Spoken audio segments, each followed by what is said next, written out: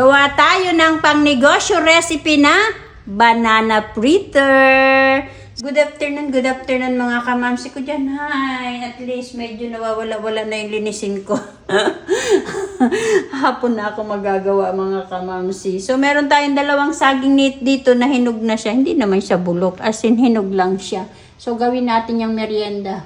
Simpleng merienda lang ito mga kamamsi ang gagawin ko at simpleng recipe at simpleng ingredients lamang na siguradong meron dyan sa inyong bahay. Huwag na tayo mag-inarte. Importante makakain tayo, then masarap at masustansya yung gagamitin natin na yung gagawin natin ng merienda para sa ating mga anak. Gagamit po ako ng tinidor mga kamamsi. Then padadaanin ko to sa cups. Hindi naman pare-pareho ang laki ng saging para hindi kayo magkamali. Sige, takalin na natin yung saging. So ayan, eksaktong 1 cup. Ito po yung green na saging. Pwede po kayong gumamit ng lakatan. Pero mas mura po ito mga kamamsi. Dito na kayo sa mura. Gumamit ako ng isang swak na Bear Brand or 1/4 cup na powdered milk.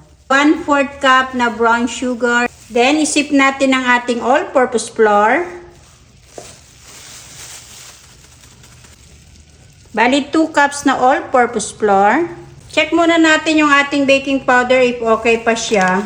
Kuha kayo ng tubig, then lagyan nyo yung konting na baking powder. Pag bumula yan, ibig sabihin okay pa yung baking powder ninyo. So ayan, bumula siya, so okay pa, gamitin na natin.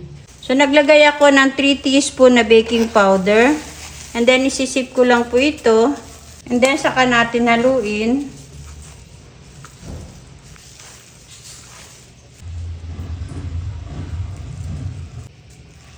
So, bali dalawang 1/8 cup is equivalent to 1/4 cup na water. So, i-mix na natin mga kamamsi. Fold ng fold lang po mga kamamsi. Huwag niyang i-overmix.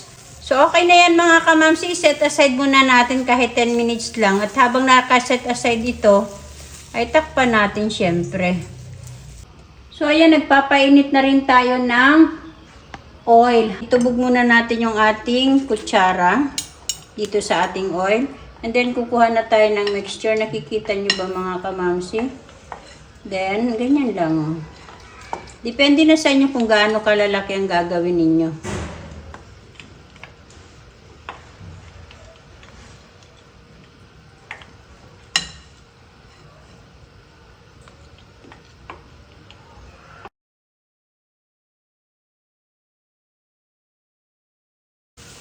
Maganda siya, oh. Tamang-tama lang. Malambot pero hindi matigas, hindi ano.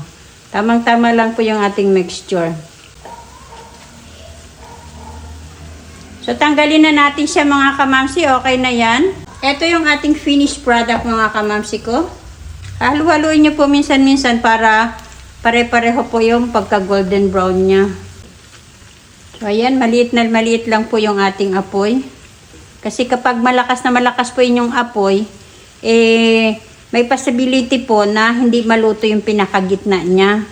Kaya kailangan pag maglalagay kayo na naka-high heat and then pag nakita nyo medyo nag-golden brown na siya, ilalagay nyo po siya sa low heat na para hindi po mahilaw yung loob ng ating banana fritter. Okay na yan mga kamamsi, luto na po yung ating pangalawang salang at last na po ito. Then by the way po, if ever na gusto nyo po siyang i-coated ng asukal hanggat mainit pa po, pagka-drain po niya ng oil ninyo, kailangan po ay kakalugin nyo na siya at lalagyan nyo siya ng white sugar. Hindi po kasi yan didikit yung asukal kapag lumamig na yung ating banana fritter. Ganyan po siya kaganda mga kamamsi. Nakita nyo, hindi po nadideform at maganda po yung pagkakagawa niya at malambot po siya. Tamang-tama lang yung tamis niya. 520cc ang size nitong ating cup na gagamitin.